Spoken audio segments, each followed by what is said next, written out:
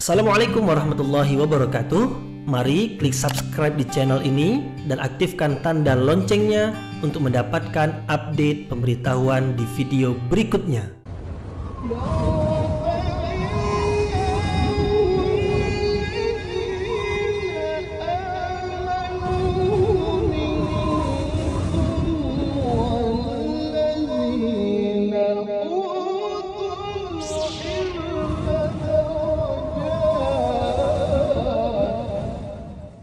A'udzu billahi minasyaitonir rajim. Bismillahirrahmanirrahim. Assalamualaikum warahmatullahi wabarakatuh. Alhamdulillahirabbil alamin wa bihi nasta'inu ala umurid dunya waddin. Nasta'inuhu wa nastaghfiruh wa na'udzu billahi min syururi anfusina wa min sayyiati a'malina. فمن يهده الله فلا مضل له ومن يضلل فلا هادي له أشهد أن لا إله إلا الله وحده لا شريك له وأشهد أن محمدا عبده ورسوله لا نبي بعده أما بعد. Kita bersyukur kepada Allah Subhanahu wa taala yang masih melimpahkan rahmat dan nikmat-Nya. Kita bersyukur dengan mengucapkan Alhamdulillahirabbil alamin. Tidak lupa pula bersalawat kepada Rasulullah dengan mengucapkan Allahumma salli ala Sayyidina Muhammad wa ala ali Sayyidina Muhammad.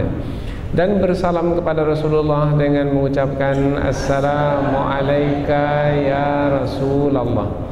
Alhamdulillah kita dapat kembali meneruskan pengajian tafsir ayat-ayat suci Al-Quran yang insyaAllah kita akan teruskan kepada ayat yang ke-80 dan 81 dari surah Al-Ma'idah, yaitu dua ayat yang terakhir dari juz yang ke-6. Dua ayat yang akan kita pelajari ini masih lagi menerangkan tentang ahlul kitab, yaitu dari kalangan orang-orang Yahudi dan orang-orang Nasrani.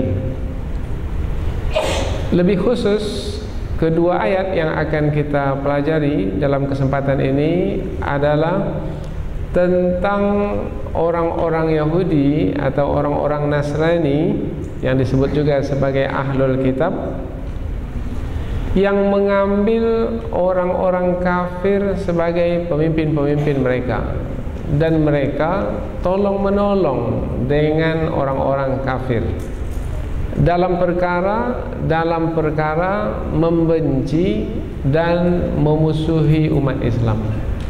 Mereka tolong-menolong di dalam memerangi umat Islam. Ayat ini menerangkan tentang fakta, tentang kenyataan bahwasanya umat Islam akan menghadapi ahlul kitab. Yang ahlul kitab itu tidak sendiri. Mereka bersama dengan orang-orang kafir bersatu, bersepakat untuk memerangi umat Islam, orang-orang beriman. Fakta ini Allah sendiri yang memberitahukannya kepada Rasulullah melalui ayat ini, yang mana fakta tersebut bisa Rasulullah perhatikan pada masa dahulu, yaitu di Madinah. Kemudian apabila Allah menyebutnya di dalam Al-Quran, dan Al-Quran ini sebagai pengajaran hingga ke akhir zaman, maka Allah Subhanahu wa taala menerangkan bahwasanya mereka ahlul kitab akan terus bersama-sama dengan orang-orang kafir, dan mereka akan tolong-menolong untuk memerangi umat Islam sebagaimana berlaku pada masa dahulu, pada masa Nabi Muhammad SAW, maka ia akan terus berlaku sampai hari kiamat. Dan pada hari ini kita melihat orang-orang Yahudi, orang-orang Nasrani mengambil orang-orang kafir sebagai pemimpin-pemimpin mereka, dan mereka tolong-menolong untuk memerangi umat Islam. Siapa orang-orang kafir itu pada masa Rasulullah dahulu? Pada masa Rasulullah dahulu adalah kafir Quraisy. Maka orang-orang Yahudi dan orang-orang Nasrani di Madinah, mereka menjadikan kafir Quraisy sebagai penolong-penolong mereka untuk menolong mereka memerangi Rasulullah dan para sahabat di Madinah. Apa sebabnya? Sebabnya adalah karena mereka ingin berkuasa di Madinah, tetapi tak dapat berkuasa di Madinah sebab Rasulullah sudah berhijrah ke Madinah dan Rasulullah itu ditolong, dibantu oleh orang-orang Madinah yang disebut sebagai kaum Ansar. Hilang peluang ahlul kitab ini untuk menguasai Madinah. Karena hilang peluang, maka mencari penolong-penolong dari luar. Siapa dari luar? Oh, Nabi Muhammad itu bermusuhan dengan kafir Quraisy. Maka mereka menjadikan kafir Quraisy sebagai penolong-penolong mereka. Nah, ayat ini menerangkan, kamu lihat itu wahai Muhammad, fakta, kenyataan bahwasanya ahlul kitab itu mengambil orang-orang kafir sebagai penolong-penolong mereka untuk memerangimu. Nah, itu adalah fakta yang Allah beritahukan kepada Rasulullah. Dan pada hari ini juga kita melihat perkara yang sama, karena ayat Al-Quran ini adalah pengajaran sepanjang masa. Pada hari ini orang-orang Yahudi itu jumlahnya tak banyak di muka bumi ini, sedikit sekali, tetapi mengambil orang-orang kafir yang lain, dikumpulkanlah orang-orang kafir itu dalam satu persatuan ketentaraan umpamanya yang disebut dengan NATO, yang awalnya hanya 12 negara kemudian menjadi 28 negara, yang apabila salah satu dari negara tersebut diperangi, maka semua negara yang bersatu di dalam NATO itu akan memerangi siapa yang memerangi. Dan tidak ada satu pun di dalam anggota NATO itu adalah negara Islam, tak ada.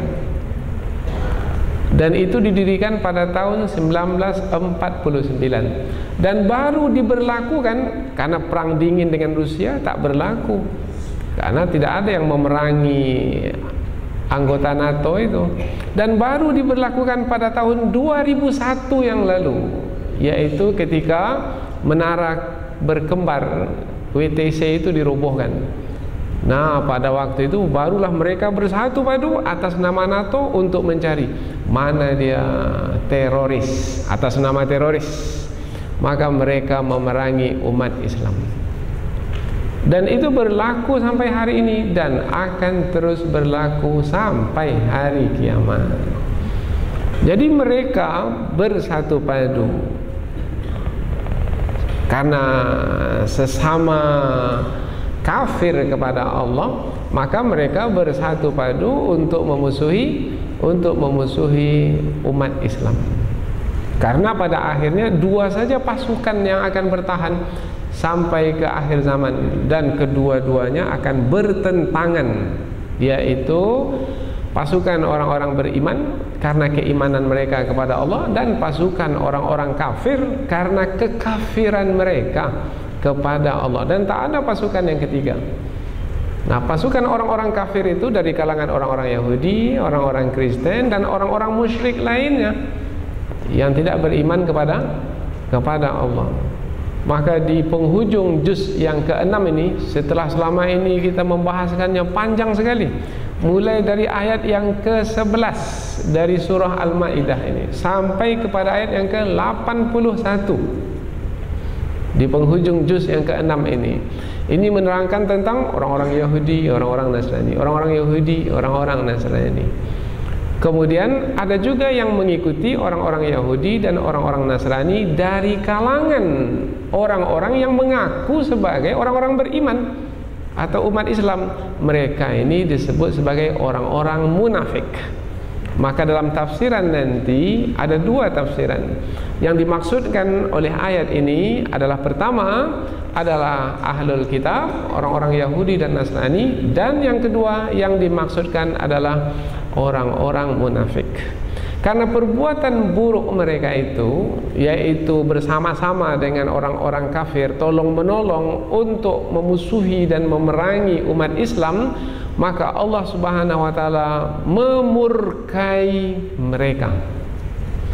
memurkai mereka, yaitu dengan menyengsarakan kehidupan mereka di dunia ini sampai ke akhirat nanti. Dan di akhirat nanti pula Allah akan masukkan mereka ke dalam siksa yang kekal dan abadi. Nah, ini yang diterangkan di dalam ayat yang ke-80. Kemudian pada ayat yang ke-81 Allah menerangkan suatu andaian. Yang andaian ini adalah andaian yang berupa syarat dan jawab syarat, yaitu andaikan beriman kepada Allah, beriman kepada Rasulullah, beriman kepada Al-Quran, andaikan beriman, niscaya tidak akan tolong menolong dengan orang-orang kafir. Jadi apa yang menyebabkan orang-orang kafir itu tolong menolong sesama mereka untuk memerangi orang-orang beriman? Sebabnya adalah karena tidak adanya keimanan kepada Allah, kepada Rasulullah, dan kepada Al-Quran. Oh, berarti konfrontasi di akhir zaman adalah antara orang-orang beriman dengan orang-orang kafir. Dan orang-orang kafir pada hari ini jumlah mereka sangat ramai sekali, sebab mereka adalah orang-orang yang bukannya menuhankan Allah, mereka itu adalah orang-orang yang menuhankan harta benda. Jadi yang menjadi Tuhan oleh orang-orang kafir sekarang itu adalah harta benda, uang. Dan demi uang mereka boleh melakukan apa saja. Mereka tidak akan segan-segan untuk membunuh, meskipun membunuh anak negeri sendiri, demi uang, karena uang sudah dijadikan sebagai Tuhan. Siapa yang menjadikan uang atau materi atau kebendaan sebagai Tuhan, maka tertutupilah keberadaan Allah Subhanahu wa taala. Maka mereka telah kafir kepada Allah disebabkan karena menuhankan kebendaan, menuhankan harta benda. Nah, mereka ini di dalam kekufuran pada hari ini disebabkan karena mereka menuhankan harta benda. Orang-orang Yahudi, orang-orang Nasrani, orang-orang munafik yang tenggelam dalam kekufuran, mereka secara bersama-sama memusuhi orang-orang beriman.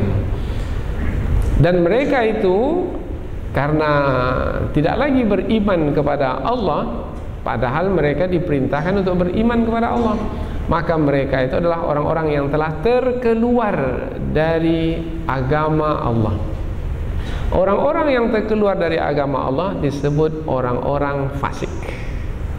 Orang-orang fasik yaitu orang-orang yang tidak lagi taat kepada Allah.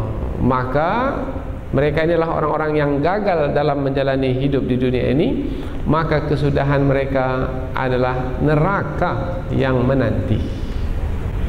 Karena gagal dalam ujian hidup di dunia ini, karena hidup di dunia ini adalah sebagai ujian beriman atau kafir.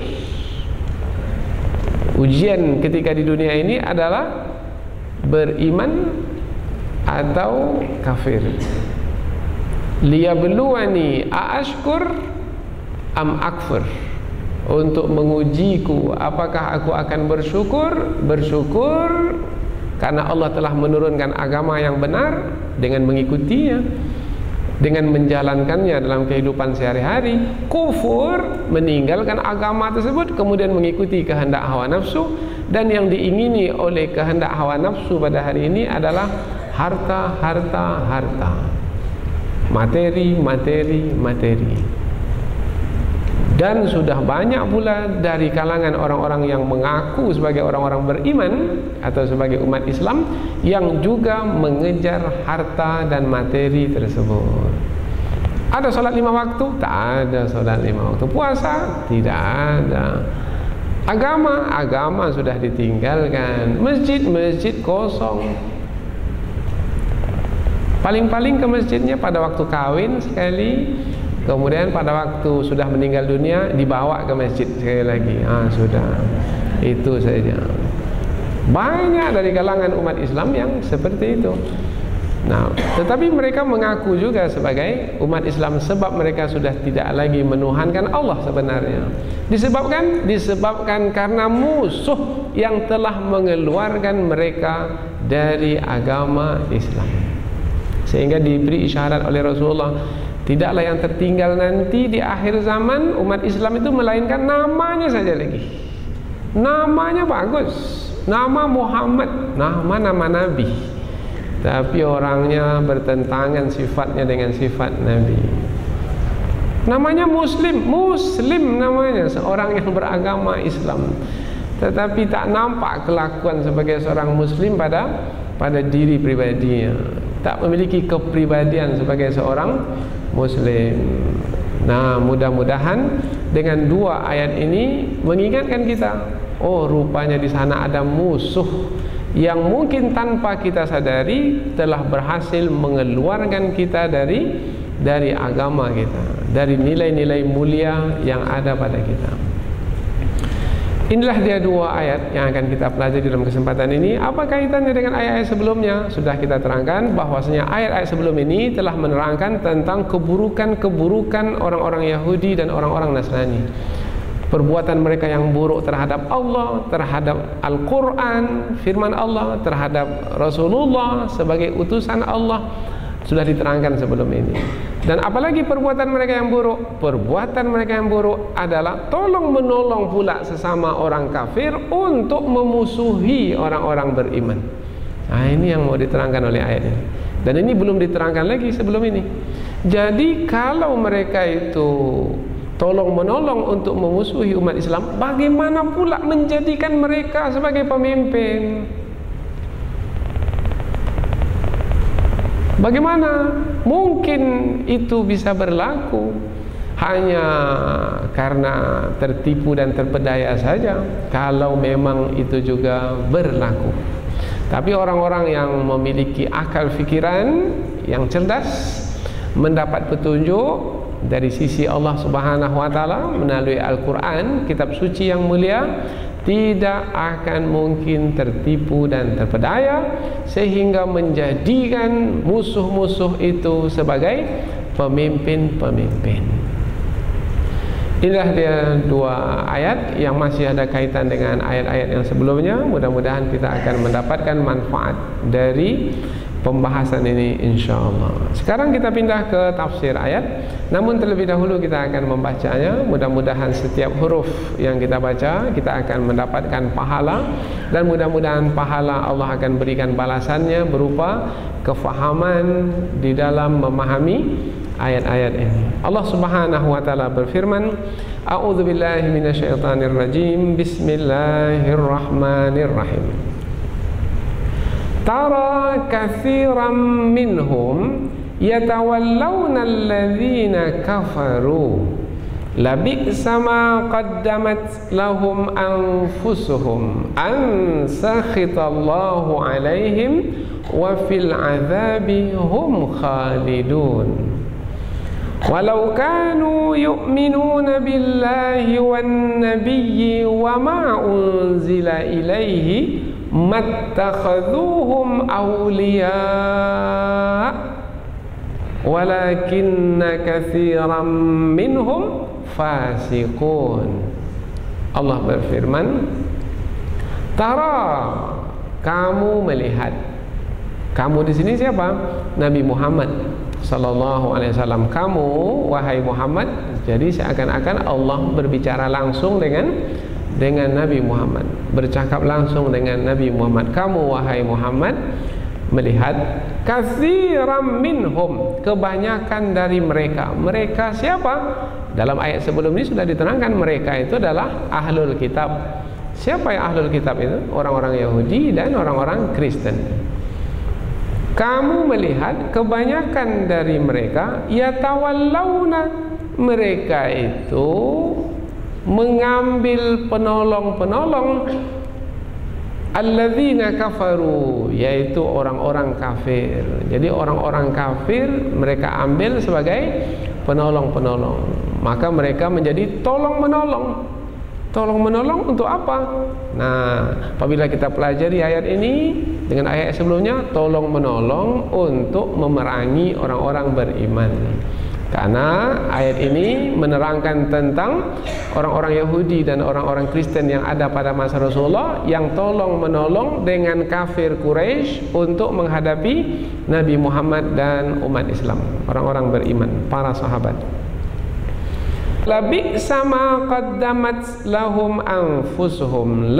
Labi'sa la sungguh, bi'sa alangkah buruknya, ma qaddamat lahum apa-apa yang anfusuhum diri mereka, yang diri mereka qaddamat lahum, yang diri mereka kerjakan atau yang diri mereka perbuat untuk diri mereka.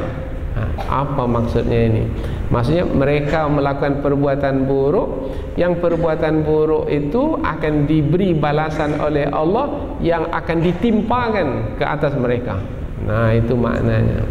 Maka alangkah buruknya apa-apa yang mereka lakukan untuk diri mereka. Apa balasan yang akan mereka terima? An sakhitallahu alaihim, Allah murka ke atas mereka. Wa fil azab, dan di dalam azab, di dalam siksaan, hum mereka itu khalidun, kekal selama-lamanya. Kita ulang dari awal ayat. Kamu melihat kebanyakan dari mereka mengambil orang-orang kafir sebagai yang akan menolong mereka, dan mereka tolong menolong dengan orang-orang kafir tersebut. Sungguh amatlah buruk apa-apa yang mereka lakukan untuk diri mereka, yaitu Allah memurkai ke atas mereka disebabkan karena perbuatan buruk mereka itu, dan mereka kekal di dalam siksaan selama-lamanya. Ayat berikutnya, walau kanu, dan sekiranya mereka itu yu'minuna billah, beriman kepada Allah, wan nabi, dan kepada nabi, wa ma unzila ilaihi, dan kepada apa-apa yang diturunkan kepadanya, kepada nabi tersebut, mattakhadhuhum, maka tidaklah mereka akan mengambil orang-orang kafir itu auliya, sebagai penolong-penolong. Walakinna katsiran minhum, akan tetapi kebanyakan dari mereka fasiqun, orang-orang yang fasik.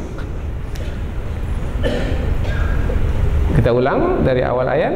Dan sekiranya mereka itu betul-betul beriman kepada Allah dan kepada Nabi dan kepada apa-apa yang diturunkan kepadanya, kepada Nabi, maka mereka tidak akan mengambil orang-orang kafir itu sebagai penolong-penolong. Akan tetapi kebanyakan dari mereka adalah orang-orang fasik. Jadi dari dua ayat ini nampaklah jelas bahwasanya Allah Subhanahu wa taala menyampaikan kepada Rasulnya supaya Rasulnya melihat orang-orang ahlul kitab yang ada di hadapan, yaitu yang ada di kota Madinah, yang bisa diperhatikan langsung dengan mata kepala bahwasanya mereka, orang-orang Yahudi dan orang-orang Kristen itu meminta tolong kepada orang-orang kafir yang ada di kota Mekah. Kemudian mereka tolong menolong untuk memusuhi dan memerangi umat Islam. Buruk sekali perbuatan mereka itu, karena perbuatan tolong menolong dengan orang kafir itu akan membawa kepada kemurkaan Allah dan akan membawa kepada siksaan yang abadi di akhirat nanti. Kemudian berikutnya lagi, apa sebabnya mereka tolong menolong untuk memusuhi orang-orang beriman? Sebabnya adalah karena kekafiran mereka. Andaikan mereka tidak kafir, ini andaian saja ini. Andaikan mereka tidak kafir, bermana kalau tidak kafir beriman. Andaikan mereka beriman kepada Allah, beriman kepada Nabi, beriman kepada kitab suci, niscaya mereka tidak akan mengambil orang-orang kafir sebagai penolong. Tapi itulah mereka adalah orang-orang yang tidak lagi mengikuti agama, mereka itu adalah orang-orang fasik. Nah, inilah dia ringkasan dari 2 ayat yang akan kita terangkan ini, insyaallah. Selanjutnya kita akan terus berpindah ke tafsir ayat. Tafsir artinya penjelasan yang lebih panjang dari ayat. Tadi kandungan ringkasnya sudah kita ketahui. Nah, tinggal lagi kita mau mendalaminya. Tujuannya ketika mendalaminya, kita akan coba untuk memahami kandungan ayat ini untuk kita jadikan sebagai petunjuk dalam kehidupan kita sehari-hari. Karena buktinya pada hari ini, apa yang disebutkan dalam ayat ini ada juga pada masa sekarang ini. Yaitu di sana ada orang-orang Yahudi yang jumlah mereka sangat sedikit sekali, tetapi menjadikan orang-orang kafir yang ada di muka bumi ini. Berapa banyak orang kafir di muka bumi ini? Di bumi pada hari ini jumlah manusia lebih kurang 6 miliar banyak. Jumlah manusia di muka bumi 6 miliar. Umat Islam itu jumlahnya lebih kurang 2 miliar saja. Jumlah umat Islam 4 miliar itu adalah orang-orang kafir. 4 miliar adalah orang-orang kafir. Jadi umat Islam jumlahnya sedikit ya? Sedikit. Nah, orang-orang kafir itu yang jumlahnya banyak itu terdiri dari berbagai macam agama. Ada agama Yahudi, ada agama Kristen. Agama Yahudi, agama Kristen, mereka ini adalah yang mengaku sebagai agama, mengaku sebagai orang-orang yang beragama, yang agama itu dari langit. Orang-orang Yahudi mengaku sebagai pengikut Nabi Musa. Orang-orang Kristen mengaku sebagai pengikut Nabi Isa alaihi salam. Nah, ini diterangkan dalam ayat ini. Kalau pada masa dahulu kafir Quraisy itu tidak termasuk ke dalam golongan orang-orang Yahudi dan orang-orang Kristen. Mereka itu termasuk ke dalam golongan orang-orang musyrik, orang-orang yang menyekutukan Allah karena menyembah berhala. Tuhan yang mereka sembah adalah patung-patung yang berada di sekeliling Ka'bah itu. Dan pada hari ini banyak juga penyembah-penyembah patung yang mereka itu bukan dari kalangan orang-orang Yahudi dan bukan dari kalangan orang-orang Kristen, seperti yang ada di India, di Myanmar, dan berbagai macam tempat lagi di dunia ini, yang mana mereka itu dalam kemusyrikan bersama-sama dengan orang-orang Yahudi dan orang-orang Kristen memusuhi umat Islam. Ini kenyataan pada masa dahulu seperti itu, pada masa sekarang seperti ini, dan akan berterusan sampai ke hari kiamat. Ini yang menyampaikannya adalah Al-Quran. Ini dia ayat yang ada di depan mata kita. Tinggal lagi sekarang adalah bagaimana bersikap di hadapan fakta yang nyata ini, supaya kita dapat menjalani hidup pasti-pasti, tidak ikut kepada kehendak orang lain. Kalau ikut kehendak orang lain, maka kita nanti akan mempertanggungjawabkannya di hadapan Allah. Oh fulan, rupanya kamu ketika di dunia ikut orang kafir ya. Nah, bagaimana menjawabnya di hadapan Allah Subhanahu wa taala? Bukankah telah kuturunkan petunjuk kepadamu? Mengapa kamu ikuti kehendak orang kafir itu juga? Oh, rupanya kamu takut mati rupanya ya. Umpamanya lah, contohnya. Oh, rupanya kamu takut diperangi rupanya ya. Atau dan lain sebagainya, karena kepentingan duniawi rupanya ya. Nah, maka masing-masing kita akan mempertanggungjawabkan apa yang dipilih ketika menjalani hidup di dunia ini. Kitab suci Al-Quran sebagai petunjuk sudah ada di hadapan mata kita. Dan apalagi makna yang terkandung dalam ayat ini kalau bukan seperti yang kita terangkan? Atau kita mau tafsirkan kepada yang lain lagi? Kepada yang mana lagi? Tak ada lagi tafsirannya. Baca buku tafsir ini, itu juga kandungannya. Baca buku tafsir ini, itu juga kandungannya. Lalu tak ada lagi yang berpendapat yang lain kecuali itu. Bermakna sekarang adalah bujuk hati yang masih keras itu kalau masih belum lunak. Buka telinga itu kalau masih tertutup. Dan kalau juga belum faham, maka gunakanlah akal yang dikaruniakan oleh Allah itu untuk memahami perkara ini. Tak susah untuk memahaminya kalau iman itu menguasai hati. Tapi kalau nafsu yang menguasai hati memang susah untuk memahami. Lalu kalau nafsu menguasai hati, bagaimana caranya? Caranya sudah kembalikan saja kepada Allah. Karena kalau hati sudah dikuasai oleh nafsu, akan tertutup. Kalau sudah tertutup, yang di dalam tak keluar, yang di luar pun tak masuk ke dalam. Kalau yang di dalam itu kekufuran, tak keluar dari hati. Kalau ada nasihat dari luar yang akan membuatnya beriman, tak juga masuk ke dalam hati. Maka hati mereka itu telah tertutup. Kamu beri peringatan, tidak kamu beri peringatan, podo wae, kata orang Jawa. Sama saja. A'anzartahum am lam tunzirhum la yu'minun. Kamu beri peringatan, tidak kamu beri peringatan, sama saja. Khatamallahu ala qulubihim. Allah telah tutup hati mereka. Apa sebab? Hawa nafsu menguasai hati. Tara katsiran minhum. Pangkal ayat tara, kamu melihat. Di sini Allah memberitahu Rasulnya langsung, kamu wahai Rasulku, seakan-akan Allah berbicara langsung dengan Rasulullah. Kamu bercakap langsung. Orang kedua, kamu ini orang kedua kan? Kalau ada orang kedua bermakna ada orang pertama. Jadi orang pertama dengan orang kedua, orang pertama dengan orang kedua bermakna bercakap langsung. Allah langsung mengatakan kepada Rasulullah, kamu wahai Rasulku, tara, akan melihat. Maknanya buka matamu, nanti kamu akan melihat.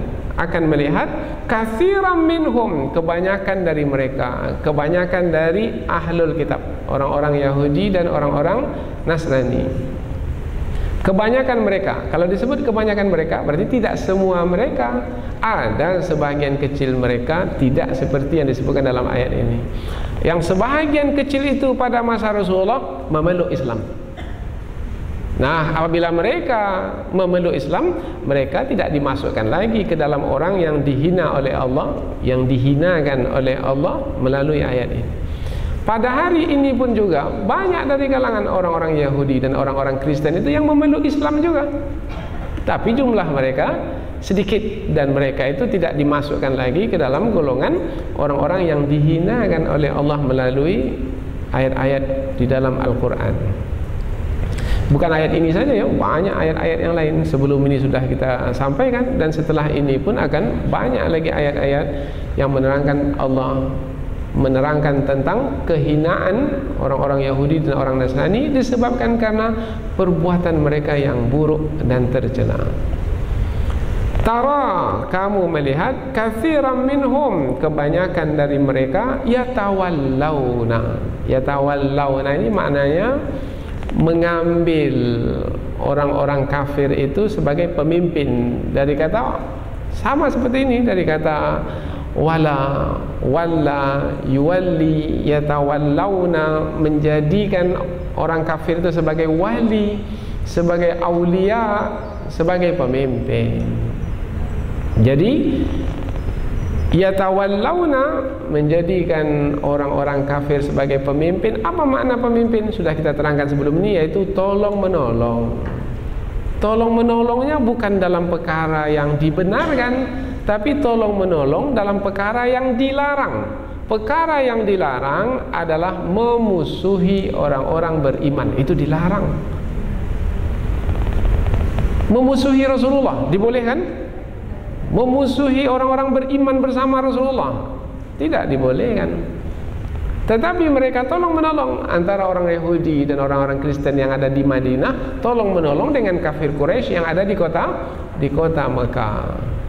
Ini semakin nampak jelas kalau kita melihat sirah Rasulullah melalui perang Al-Ahzab namanya.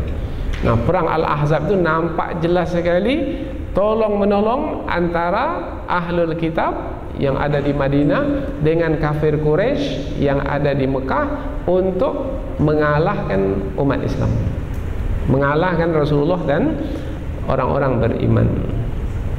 Yatawallawna alladzina kafaru. Alladzina kafaru ini adalah maf'ulun bih, objek, yaitu orang-orang kafir. Orang-orang kafir itu diambil sebagai pemimpin-pemimpin. Nah, apabila orang-orang kafir diambil sebagai pemimpin, orang kafir ini membawa kemana? Akan membawa kepada keridhaan Allah? Tidak, akan membawa kepada kemurkaan Allah. Maka nanti balasannya adalah mereka itu dimurkai oleh Allah. Lain yang Allah perintahkan, lain pula yang mereka lakukan. Mestinya siapa yang dijadikan sebagai pemimpin? Orang-orang beriman. Tetapi mereka pula mengambil orang-orang kafir sebagai pemimpin. Mereka mengambil orang-orang kafir sebagai pemimpin. Maka Allah menerangkan tentang buruknya perbuatan mereka, hinanya perbuatan mereka dengan mengatakan la bi'sa. La itu lam penekanan, la sungguh. Ada juga yang mengatakan la ini lamul qasam, lam yang menerangkan sumpah. Allah bersumpah. Apabila Allah bersumpah bermakna ingin menguatkan pernyataan sungguh. Bisa, alangkah buruknya ma qaddamat lahum anfusuhum, apa-apa yang diri mereka lakukan terhadap diri mereka. Apa-apa yang diri mereka lakukan. Apa yang diri mereka lakukan? Mengambil orang-orang kafir sebagai penolong untuk diri mereka. Maknanya balasan yang akan mereka terima nanti dari sisi Allah. Oh, buruknya perbuatan yang mereka lakukan yang akan membuat mereka mendapat balasan buruk dari sisi Allah. Apa balasan buruk yang akan mereka terima dari sisi Allah? Disebabkan karena perbuatan mereka mengambil orang-orang kafir sebagai pemimpin.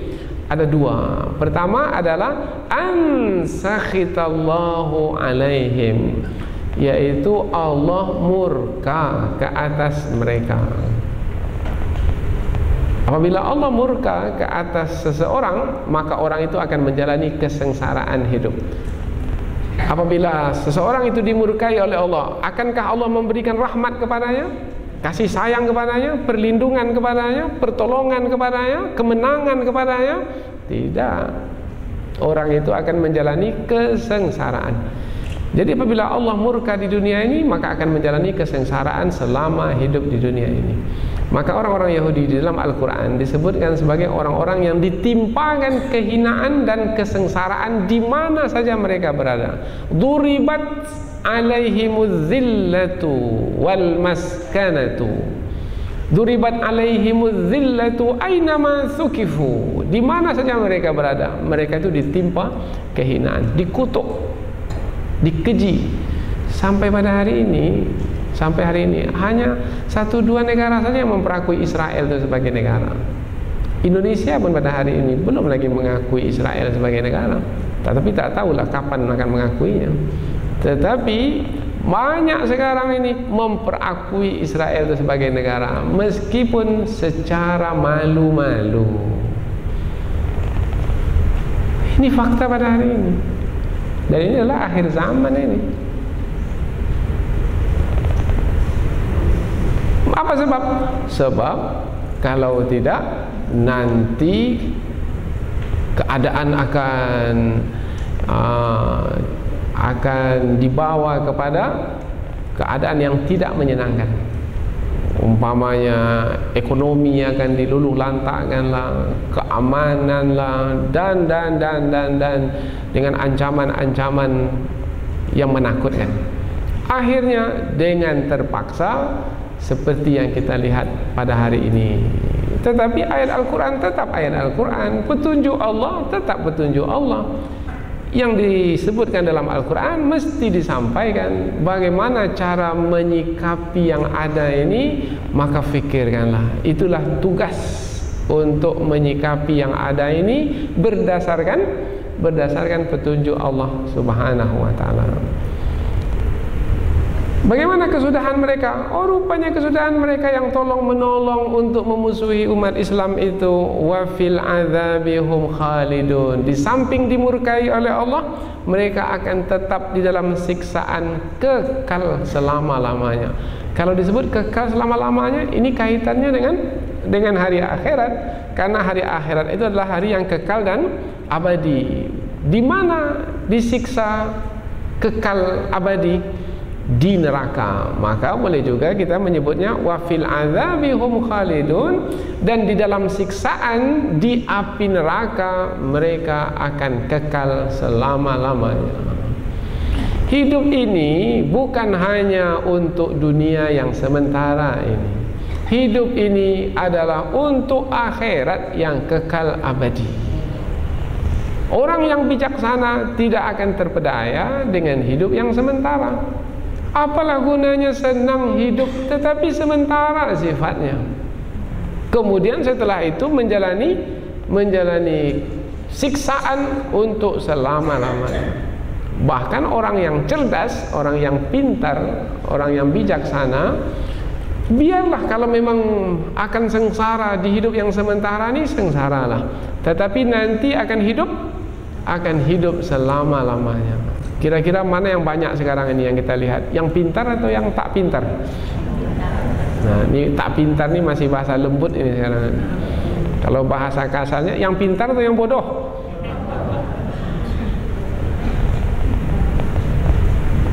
Banyak orang mengorbankan akhirat yang kekal dan abadi disebabkan karena dunia yang sementara. Ayat berikutnya, walau kanu yu'minuna billahi wan nabiyyi wa ma unzila ilaihi. Dan sekiranya mereka itu beriman kepada Allah, beriman kepada Nabi, dan beriman kepada apa yang diturunkan kepadanya, kepada Nabi tersebut. Dan sekiranya, kalau disebut kata sekiranya bermakna ini adalah andaian. Dan kata sekiranya ini juga, andaian ini juga isinya adalah syarat dan jawab syarat, yaitu seandainya memenuhi syarat, yaitu syaratnya disebutkan beriman kepada Allah, beriman kepada Nabi, beriman kepada apa yang diturunkan kepada Nabi. Kalau beriman, maka tidak akan mungkin mengambil orang kafir sebagai penolong, sebagai pemimpin. Tidak akan mungkin. Sekiranya bermakna itu adalah satu andaian. Bermakna ayat ini adalah ayat syartiyah. Ada syarat, ada jawab syarat. Beriman tak akan mungkin menjadikan orang kafir sebagai penolong. Lalu kalau ada juga yang menjadikan orang kafir sebagai penolong, berarti tidak beriman. Mudah sekali ayat ini. Kalau mengaku beriman juga, tetapi dia mengambil orang kafir sebagai penolong, sebagai pemimpin. Kalau mengaku beriman juga, orang-orang munafik. Maka ada di antara ulama tafsir menafsirkan ayat ini, bukan hanya ayat ini menerangkan tentang ahlul kitab, orang-orang Yahudi dan orang-orang Nasrani, tetapi ayat ini juga melalui ayat yang kedua ini menyebutkan bahwasanya ayat ini juga menjelaskan tentang orang-orang munafik, yaitu orang-orang yang sebenarnya tidak beriman. Andaikan mereka, sekiranya mereka beriman, tentu mereka tidak akan mengambil orang-orang kafir sebagai pemimpin. Jelas? Sangat jelas sekali. Yang tak jelas, maka bukan bulan purnama yang tak muncul. Kalau tak jelas juga, mungkin mata itu yang sakit agaknya. Banyak kotoran di mata sehingga menutupi keberadaan bulan yang purnama di malam hari. Semua orang mengatakan bulan purnama sudah muncul, tapi dia pula mengatakan mana bulan purnama itu. Dia salahkan bulan yang tak muncul. Rupanya matanya yang banyak bertahi, banyak taiknya, banyak kotorannya. Apa sebab banyak kotoran? Disebabkan karena dikuasai oleh hawa nafsu. walau dan sekiranya kanu adalah mereka yu'minuna billah, beriman kepada Allah dengan iman yang sebenarnya. Kalau beriman kepada Allah dengan iman yang sebenarnya, mungkin akan memerangi orang-orang beriman pula? Takkan mungkin. Bahkan kalau beriman kepada Allah dengan iman yang sebenarnya akan membantu orang-orang beriman. Wan nabi, dan nabi, orang-orang yang beriman kepada nabi mungkin akan memusuhi nabi. Orang-orang Yahudi, orang-orang Nasrani, kalau mereka betul-betul beriman, karena mereka mengaku juga sebagai beriman, pengikut Taurat, pengikut Injil, kalau memang mereka betul-betul beriman atau kepada Nabi Musa, orang-orang Yahudi, atau kepada Nabi Isa, orang-orang Nasrani, kalau mereka memang mengikut nabi mereka, mungkin mereka akan memusuhi Nabi Muhammad pula, yang Nabi Muhammad itu diterangkan oleh Nabi Musa dan Nabi Isa bahwasanya ialah nabi di akhir zaman. Nabi Muhammad itu tertulis dalam Taurat dan Injil, maktuban indahum fit Taurati wal Injil. Kalau memang mereka itu beriman kepada nabi mereka, tak akan mungkin mereka memusuhi Nabi Muhammad dan orang-orang yang mengikuti Nabi Muhammad. Oh, berarti kalau mereka memusuhi Nabi Muhammad juga dan orang-orang beriman yang mengikuti Nabi Muhammad, bermakna mereka itu tidak beriman kepada nabi mereka. Maka ada yang menafsirkan nabi di sini adalah nabi mereka. Siapa nabi orang-orang Yahudi? Nabi Musa. Maka dia menerangkan nabi di sini adalah Nabi Musa alaihissalam. Wa ma unzila ilaihi, dan apa-apa yang diturunkan kepadanya, kepada Nabi Musa. Apa yang diturunkan kepada Nabi Musa? Taurat. Kalau memang mereka beriman kepada Taurat, tak akan mungkin memusuhi Nabi Muhammad. Apa sebab? Sebab Nabi Muhammad tertulis di dalam Taurat. Ayat ini sangat jelas sekali. Ini adalah keilmuan. Keilmuan inilah yang dijadikan sebagai petunjuk. Jadi kalau mau memahami apa yang berlaku di dunia pada hari ini, mesti berdasarkan keilmuan, berdasarkan petunjuk ini. Kalau bukan petunjuk Al-Quran ini, petunjuk yang mana lagi yang mau dijadikan petunjuk? Hanya petunjuk Allah itu sebagai petunjuk. Qul inna hudallahi huwal huda. Sesungguhnya petunjuk Allah itulah yang petunjuk. Paling tidak pada hari ini kita sudah mengetahui petunjuk ini, kemudian kita berusaha sekuat tenaga untuk mengikuti petunjuk ini, paling tidak nanti kita akan dapat menjawab di hadapan Allah ketika Allah bertanya kepada kita, sudahkah kamu mengetahui petunjuk? Sudah ya Allah, hamba ikut pengajian tafsir malam tu ya Allah.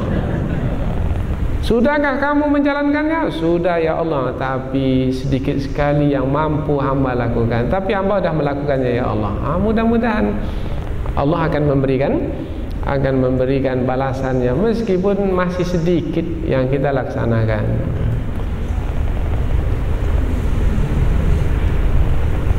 Wan Nabi, ada dua tafsirannya. Nabi yang pertama adalah Nabi Musa. Kalau Nabi Musa bermakna ahlul kitab yang dimaksudkan. Tapi kalau kita bawa kepada orang-orang munafik, bermakna nabi yang dimaksudkan di sini adalah Nabi Muhammad. Andai kan orang-orang munafik itu betul-betul beriman kepada Nabi Muhammad, tidak akan mungkin orang-orang munafik itu akan mengambil orang-orang kafir sebagai pemimpin untuk memusuhi Nabi Muhammad, sebab mengaku beriman kepada Nabi Muhammad. Berikutnya lagi, wa ma unzila ilaihi, kalau Nabi Muhammad yang kita sebut tadi, dan apa-apa yang diturunkan kepadanya. Apa yang diturunkan kepada Nabi Muhammad? Al-Quran. Maka ada dua tafsiran di sini, yaitu tafsiran yang pertama adalah orang yang diberi Alkitab, maka Nabi dan apa yang diturunkan kepadanya adalah Nabi Musa dengan Tauratnya, atau Nabi Isa dengan Injilnya. Kalau ahlul kitab itu adalah orang-orang Nasrani. Kalau orang-orang munafik yang dimaksudkan, maka Nabi di sini adalah Nabi Muhammad dengan Al-Quran. Jadi ada tiga di sini disebut: Allah, Nabi, dan kitab suci. Allah sebagai yang menurunkan kebenaran, Nabi sebagai yang menyampaikan kebenaran. Kitab suci adalah kebenaran itu sendiri. Mattakhaduhum awliya, niscaya mereka tidak akan mengambil mereka itu, orang-orang kafir itu, sebagai penolong-penolong, pemimpin-pemimpin. Oh, berarti iman itulah yang akan menghalang untuk mengambil orang kafir sebagai pemimpin.